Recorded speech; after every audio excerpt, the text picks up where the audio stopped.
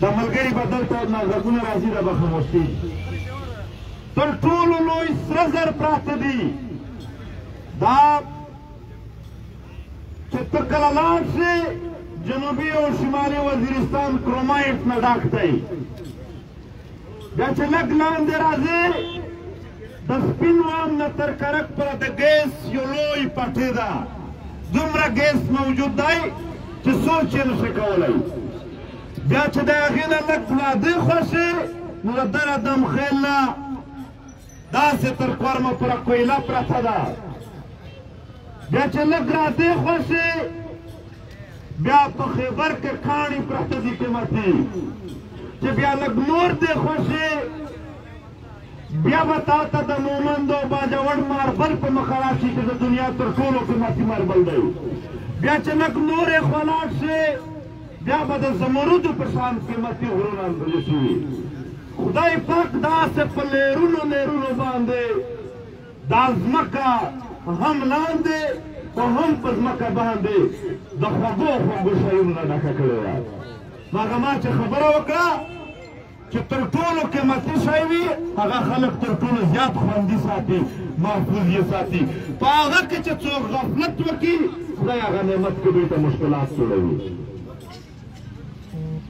بیا اوس د موسمونو خبره کوو دا زمونږ ځوانان لاړ شي په عربو کې ژوند تېر کړي 20 کاله 30 کاله بلکې ځینې 40 کاله سپرلی نه وویني دلته موسمونه د خپل خوند کوم موسم د خوښ وي هغه شته دی د دنیا کې په یو ځای کې هم دومره ښایسته وطن دومره جوړ وطن او دومره روغ وطن نشته لکه دا پښتون وطن چې دی هغه د چا خبره د مشران وایي چې الله پاک چې په سورت رحمان کې د کومو کومو نعمتونو دعوه کړې ده کوم کوم نعمتونه یاد کړي دي هغه ټول د پښتون په ځمکه پراته دي یو هم کم نشته پاتې په محترمو د دومره عظیم وطن خو بیا دا یو تاریخي وطن هم دی دا یو عظیم وطن هم دی دا عظیم هستې لري دا یو لوی تاریخ لري بیا پې د پاسه خدای یو شجاع یو نسلی او یو اصلي کام و آباد کړو محترمو خو موږ نه غلطي وشوه د خپل خوږ وطن د خپل دروند وطن د خپل عظیم وطن واک او اختیار مو د ډېر بې نسله او کم اصلو خلکو په لاس ورکړو هغه د دغه وطن په قدر نه پوهېدل هغه د دغه وطن په عزت نه پوهېدل هغه د دغه وطن په احترام نه پوهېدل یو ښکلی ځای چې وي یا یو ښکلی کور وي یا یو ښکله بنګله وي نو یو ګنده سړی چې ورته راشي په هفته کې به یې ټول اصلی ګند کړي ښکلی وطن یې راته ګند کړه د ګنده خلکو دا عظیم وطن بیا د دهشتګردۍ په نامه دنیا ته وپېژنده دا د وسایلو ډک وطن خپل بچی یې دومره مجبور کړل چې خپل روزګار یې د پنجاب سیند او د عربو په شګو په حرمو کې هغه ته پسې ووتل محترمو یو عظیم جبر روان دی یو تاریخي ظلم روان دی د دنیا په یو کونج کې یو لوی یو په ښکلي وطن پروت کام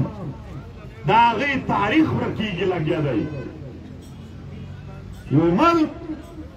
چې هغه زما نصاب نه مني په نصاب کې زما ژبه نه مني په خپل نصاب کې زما تاریخ نه مني زما په وسایلو زما اختیار نه مني زما په خاوره زما د ژوند حق نه مني او زما په خاوره باندې زما د اولسونو د راټولېدلو هم یو تش احتجاج نه مني هغه جنرالان ما ته وایي چې زما هر څه ومنه امکان نه لري چې ته زما د خاورې هېڅ نه منې او زه راچک شم زه سترګې پټې کړم ستا د ظلم جبر باندې هم ستا سره لاس نیوی وکړم نو محترمو دا خوږ وطن لوټل شروع دي د دغې لوټلو دپاره ډرامې شروع دي دهشتګردي ده، جنگ دی، وارن ټیرر، پلانکی او پلانکی، دا فوج، دا طالبان، دا دهشتګردي، دا امریکا، دا ټول چې سره جمع کړي اخري د دغو جنرالانو ډالر به نه جوړ شي. نور هېڅ نشته دی.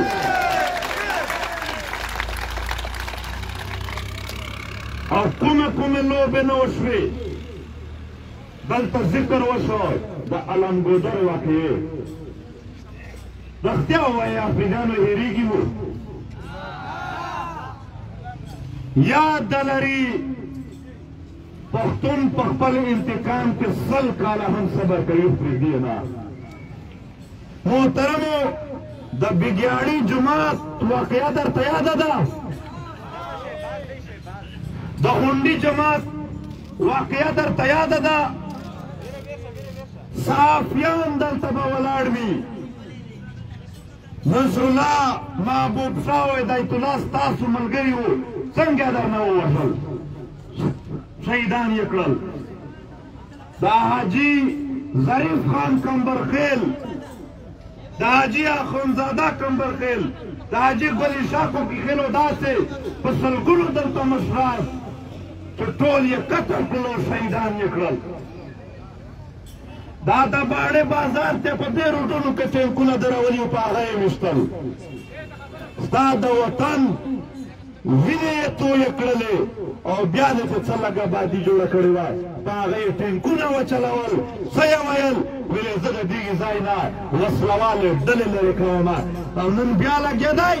معاهدې ورسره کوي چې واپس یې راولم. د څه دپاره؟ بیا دې د 100 کاله ډرامه د څه دپاره کړې وه؟ نو بیا دوی یو ځل کاروبار کول غواړي. ډالر ور ختم شوي دي مشرانو، بیا ډالر ګټل غواړي په دې وطن باندې. دوی ته چې کله پیسې او ډالر ور ختم شي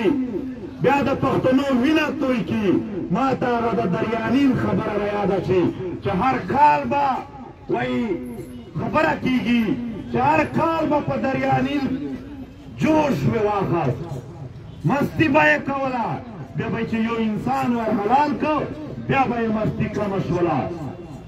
دا خلکو ته هم هر ځل چې د ډالرو ضرورت شي زمونږ وینه ورته تویېږي. هغه د دریانین کیسه یې دنه جوړه کړې ده.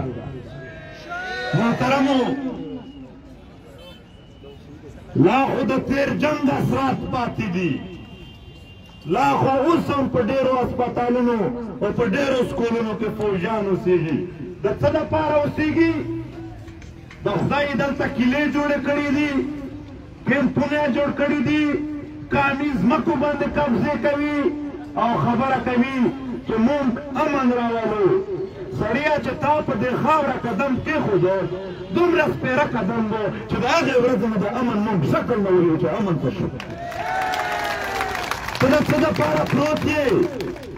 دلته زمونږ د ملکانو کیسه وشوله، زه یې توهین نه کومه. هر څه چې دي په دې خاوره زمونږ کلک مخالف چې وي چې پښتون وي موږ د هغه خیر غواړو. حمایتي خو ته څه کوې؟ خو یو خبره کوم، دوی د پوښتنه ځنه وکړي چې په دې خاوره باندې دومره لوی تعداد باندې دا سیکیورټي فورسز څه کوي؟ که د امن خبره وي نو زما په خاوره کې خو بدامني ده. په تېرو 2 میاشتو کې په ټول پښتون بیلټ کې تر ټولو زیات واقعات په خیبر کې شوي دي. خو دا ته دوی نه ګوري، ته دوی یو کاروبار دی هغه لګیا دی. نو اوس زه د خیبر د مسلو ذکر کومه، خو یو ځل دغې ولس ته خبره کوم، دغې مشرانو ته ما په هر ځای کې کړې ده او هر ځای یې تکراروم ځکه چې ضرورت د دې خبرې دی. حال یې څه دی؟ که تاسو د دنیا نه هیله لرئ چې امریکا، یورپ، اقوام متحده دا به زموږ مرسته وکړي، نو محترمو 100 کاله امریکې، یورپ، اقوام متحده هغو جرنرانو ته پیسې، ډالر، اصلي اخلاقي سپورټ ورکړی دی چې چا په خپله منل چې دهشتګرد زه جوړوم. نو ته څنګه یې دهشتګردۍ خلاف شولې؟ تا خو په خپله ورکړي دي. هغه ستا مرسته نه کوي، هغه خپلې مفاداتو ته ګوري، هغه خپله دلته د چین سره یو پسیفیک رانجه ده، د هغې دپاره پراکسي جنګونه جوړوي ستا په خاوره. د پاکستان، د فوج یعنې د جرنیلانو نه ستاسو هیلې دي چې هغه به تاسو ته امن راوړي هغه خو په امن کې ګټه نشته دی هغه خو به جوړوي به د امني تر اوسه پرې ککړ دوی دي پکې هغه یې نه درته راوړي د پاکستان د پارلمنټ نه ستاسو هیلې دي دومره کمزوري دي چې ځانونه نشي بچ کولی دومره کمزوري دي چې د ځان کیسه نشي کولی ستا به څه وکړي تاسو د پاکستان د عدلیه نه د عدالت نه دا هیله لرئ چې هغه به دا جنګ در نه منې کړي هغو چې په 500 په نصفحال هسپتال باندې پرتو مړو سومکو نه واغاست نو ته نورې څه هیلې به نه ساتې تاسو د دغې ملک د میډیا نه هیلې دي دا میډیا دا د ډي جي ایس پي آر یو برانچ دی دا هیڅ یو آزاده میډیا نه ده محترمو حل د پښتنو د مسلې حل هم پښتانه دي تاسو د مسلې حل تاسو یئ تاسو که راپورته شوئ تاسو که منظم شوئ تاسو که متحد شوئ تاسو که یو قوت جوړ شوئ دا پرېږده چې بل به تا غلام ساتي هغه څوک چې ستا د غلامۍ فکر لري هغه به ستا پښتو کې پروت وي ستا غلام به وي پښتون پښتون پښتون پښتون پښتون د دې دپاره د غفلت نه کار نه دی اخیستل پکار چې وړوکې خبره د امن وي ټول به پکې حاضر وو یاره د څه شي یاره یادوئ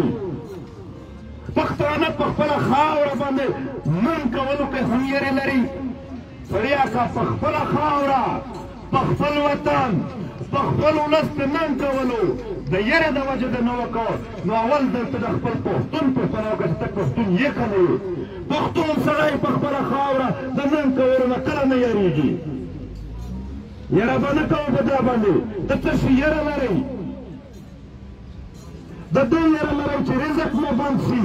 نو خدای چې په قرآن شریف کې درته ویلي دي چې رزق زه درکوم نو ستاسو ایمان په باجوړ راغلی دی که په خدای نه دی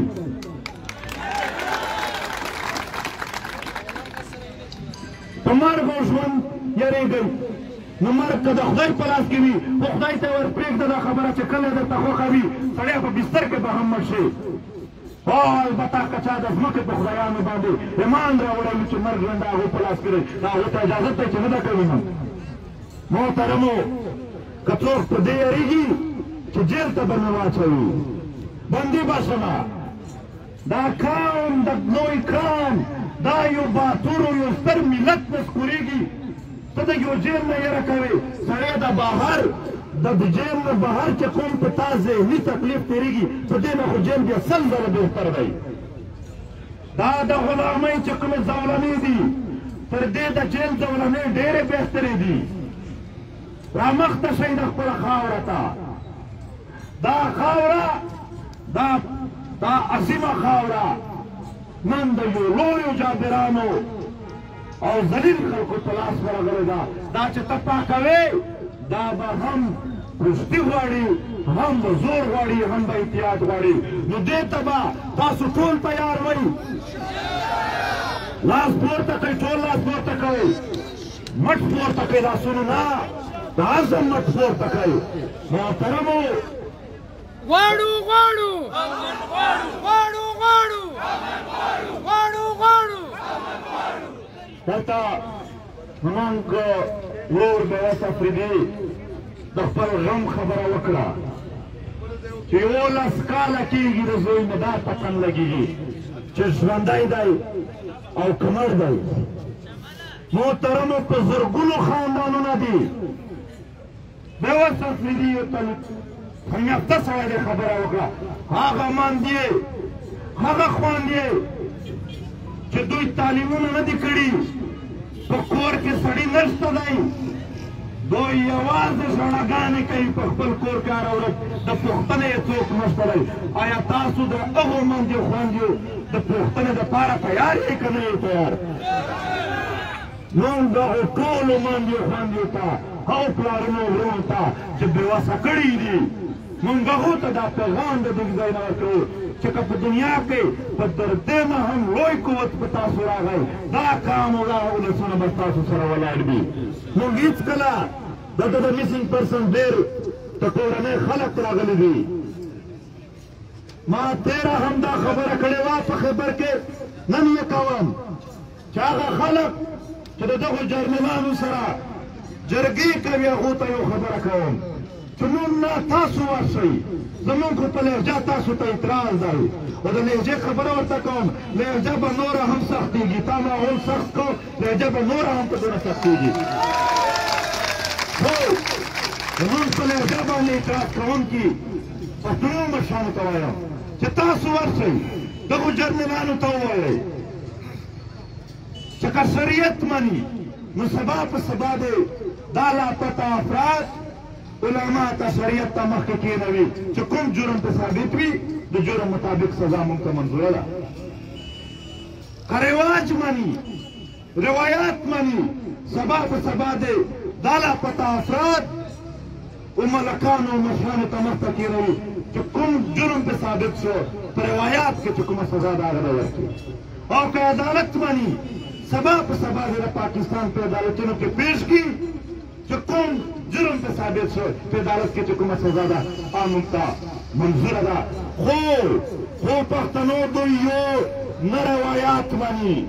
نه مذهب د نه شریعت مني نه د پاکستان عدالت مني دوی غونډاګردي کوي دوی دهشتګردي کوي او دوی په زور باندې په ظلم باندې په جبر باندې په دې خاورې د دغه خاورې په بچو باندې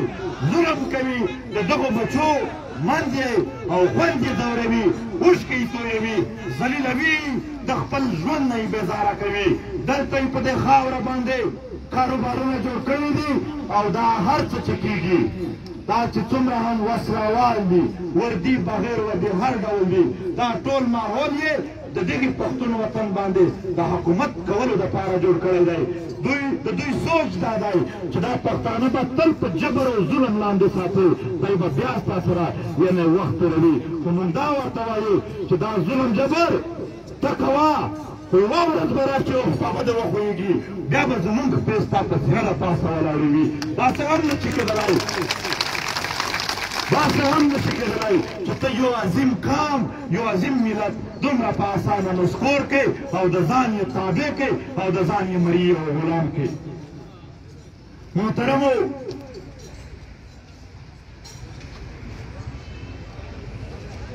د ټارګټ کلینګ او د بتخورې واقعې دا ایکسټرا جوډیشل کلینګ د خیبر ته موږ څو ځله راغلي یو هم په دغه کیسه پسې چې هلته وویشتو دلته وویشتو به دا زموږ د پولیس ورونه چې دي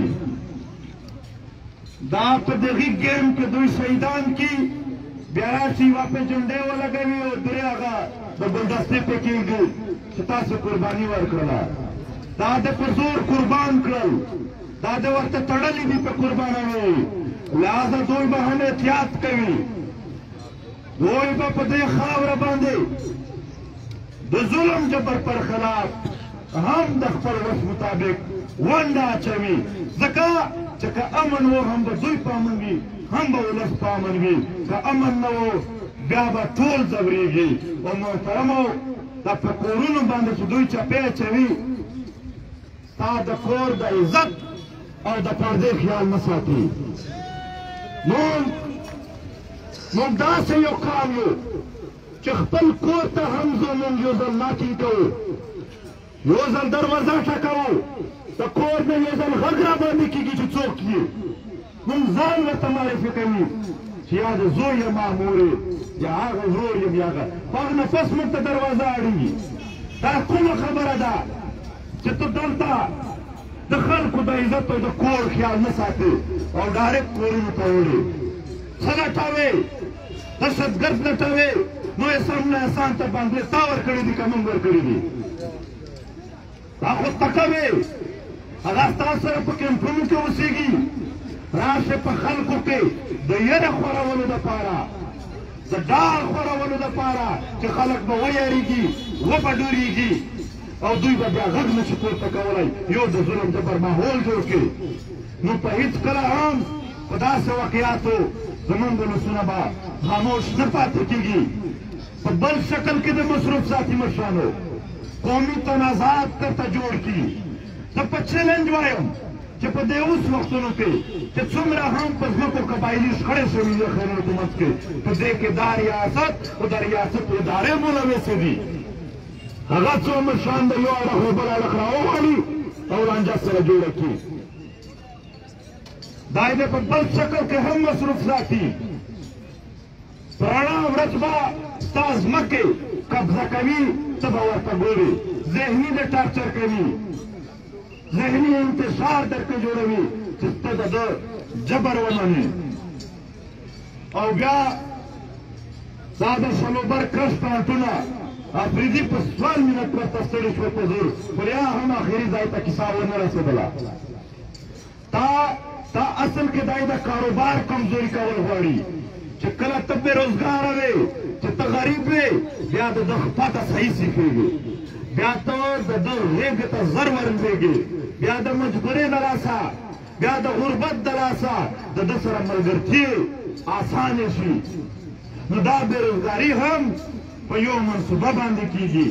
او اوس وایي یو طرف ته راوستل بل طرف ته درته وایي چې امن مشکل جوړ کړه یعنې چې پښتانه بیا سره مړه امن لښکرې په هغو ملکونو کې جوړېږي چې د کومو فوج نه وي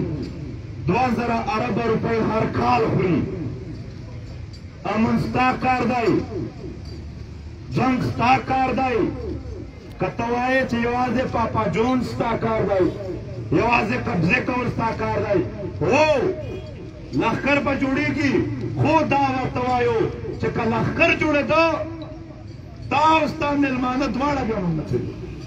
لښکر چې جوړېږي ته به هم نه کوي مشره اشاره کوه مشره اشاره کوه مشره اشاره کوه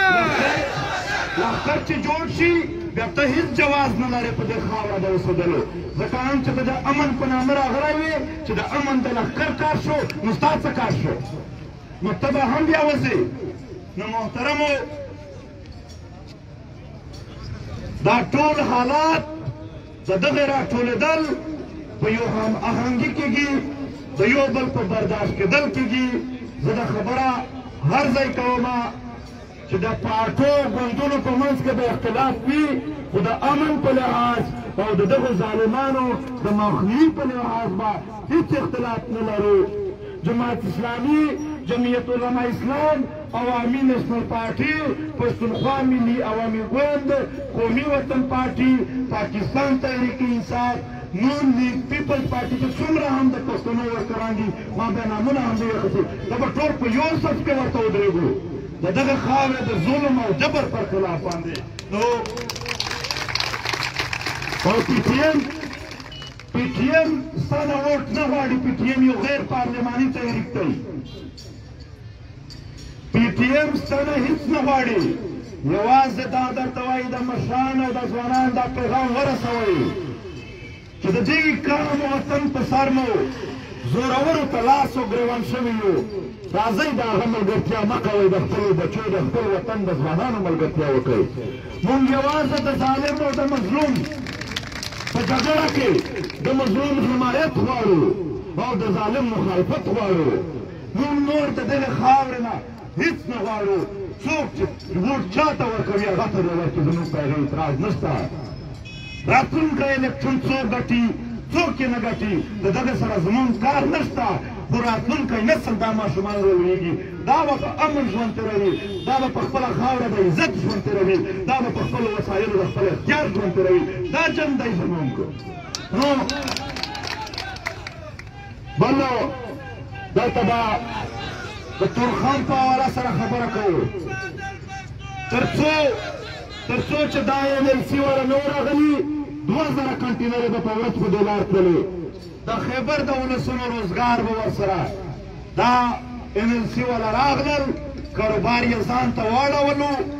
نن هغه کاروبار ختم شو په زرګونو ځوانان دی مجبور شول د خیبر نه ووتل په روزګار پسې په کالونو یې د خپلو منځو سره د خپلو بچو سره ملاقاتونه نه کېږي یو معاشي بهاو لګیا دی یو د دغه خاورې ځورېدل او یو مسافرۍ لګیا دي یو نقل مکاني لګیا ده د معیشت د لاسه او هره ورځ چې هلته مزدوران راڅک شي د دوی ډایرکټ تشدد پې کوي په تورخم باندې هره ورځ په مزدورانو تشدد کېږي دا په یو نیت کېږي چې دا د تورخم خبره څوک نه وکړي دا تورخم چې بیا آزاد نه شي زما هغه اول خبره چې معاشي دې کمزور وساتي ته به بیا د ده د مقابلې نه وي نو لهذا د تورخم په حواله سره به زه دلته د خیبر یونین باړه سیاسي اتحاد یا ټول چې څومره تنظیمونه دي په دې نه دا غوښتنه کومه چې پیچیم به ستاسو سره په اول صف کې ولاړ وي خو دغه د تورخم خبره مه پرېږدئ تورخم داسې یوازې مه ورپرېږدئ هلته هلته ولسونه په تعداد لږ دي دوی ډېر ورته راغلي دي زمونږ به ستاسو ولس دی تیرا قبضه کېږي لګېدی د تیرا په مدنیاتو باندې قبضېږي د تیرا دا څو غرونو ته ایډیپیز نه واپس کوي ولې هلته څوک پکې ساتي د چا ساتل غواړي هلته چاته کیمپ جوړ کړی دی ځکه ایډیپیز واپس نشي تللی محترمو موږ در سره یو د خپل وطن ګټل دي تاریخ جوړول دی داسې یوه ساده د خدای نه کې تېره چې د پښتنو یو لوی تاریخ نه وي پکې خو د دغې دور د غازب سره د دغې دور د مغل سره د دغې دور د پیرنګي سره د دغې دور د مغل سره به بیا د عجب خان مسیح راپاسي او د دغې د دور مغل لپاره به ووهي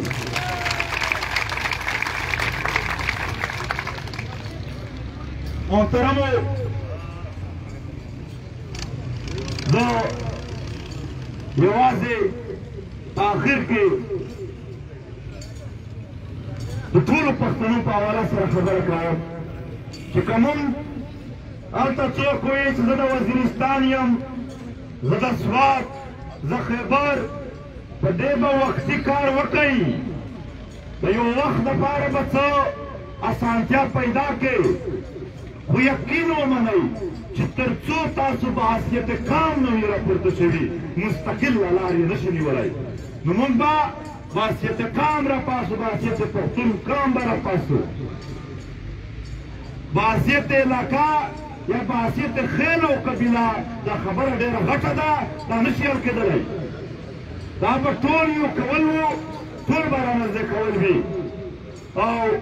دلته څو ځله دا خبره وشوه زما متعلق چې مېلمه نه د دغې وطن هر کلی زما کلی دی او په هر کلي کې زه د کوربا په حیثیت باندې هر چا ته کېدمه دا ټول وطن شریک دی شریکه خاوره ده خدای د هغه ورځې راولي چې د شوال په ښایسته غرونو کې یو د باړې ځوان خپل ګرځي راګرځي او که د شپې خوښه شي د تیرا تر غرونو پره چکر ووهي او داسې تر سواته پورې او تر زیارته پورې تمام ये दहशतगर्दी ये दहशतगर्दी ये अगवागर्दी कर्नल भी सुन ले जर्नल भी सुन ले ډېره مننه کوو بیا بیا به هم راځو د خپلې خاورې په دعوا هېڅکله نه تېرېږو بله خاوره زموږ نشته دی مشرانو بله خاوره زموږ نشته دی نور کلي زموږ نشته دا مو خاوره ده دا مو کلي دي هېچا ته نه پرېږدو که د چا دا سوچ وي چې موږ به څو ټینکونه را روان کړو چې جنګ دا یو دهشتګردي ده او خلک په ایډیپیز جوړېږي دې ځل به موږ ایډیپیز نه جوړېږو دې ځل به تا تر پنډې پره رسوو دې ځل موږ نه ځو دې ځل به د دغې خاورې نه په دې خاوره باندې څوک دهشتګردي کوي څوک غضب کوي هغه به ورځي د دغې خاورې نه د وتلو لپاره به موږ کله هم تیار نه وو البته د خپلې خاورې دپاره به هر وخت ولاړ وو د پی ټي ایم خیبر ملګري مخلص ملګري دي چې څومره هم دلته سیاسي مشران ناست دي هر کله به ستاسو سره وي د خیبر د پی ټي ایم د ملګرو هم ډېره مننه د ځوانانو هم